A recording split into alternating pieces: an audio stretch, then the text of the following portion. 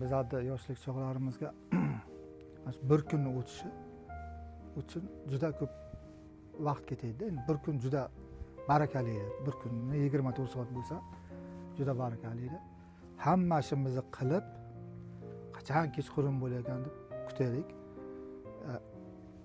Hozir nima bo'lyapti? O'sha kunni, o'sha 24 soatni yarmi yo'q deydi. U vaqtdan baraka ketyapti. Endi sabablarini bilmayman.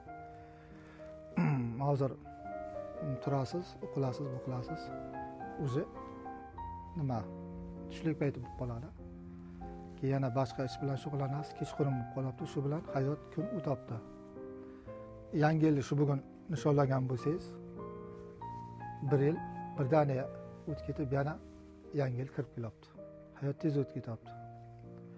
Endi kimdir nimagadir ulgurib qolyapti, kimdir ulgurib qololmayapti. Kimnidir xafa qilib qo'yapti, kimnidir yuz ko'rmas, bet ko'rmas deydimi. Shunaqa narsalar bo'lib ketyapti. Sababi yana shu pulga borib taqalyapti-da. Boyroq odam, o'ziga to'qroq odam sal puli kamroq odamni ozgina mensimasligi mumkin yoki boshqa narsa qilish mumkin.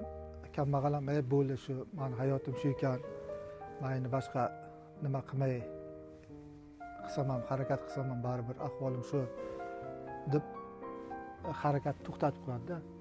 Harakat to'xtatib qo'ymash kerak. Ozmi ko'pmi harakat qilib turish kerak. Uyda misol nechta odam bo'lsa, misol 4 ta yo 5 ta ishga, mehnatga layoqatli odam bo'lsa, hammasi ish bilan ozmi ko'pmi kamroq bo'lsa ham bitta joyga jamg'arish kerak. Shu jamg'arma bilan ham bir hayotini izga sola olishi mumkin. Misol uy qurish mumkin, to'y qilish mumkin, boshqa narsa qilish mumkin. Keyin bizlar asosiy oyog'imizdan tortayotgan narsalar mayda-chuyda narsalar.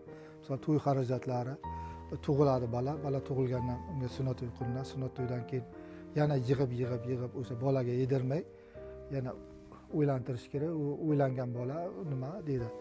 Kuchsizroq, bir jismoniy jihatdan kuchsizroq bo'lib o'sadi, chunki yaxshi yemagan, ota-ona baqqa yig'adi, uy qurishim kerak, to'y qilishim kerak deb. Shularni natijasiga unaqa sog'lom avlod vujudga kelmaydi-da.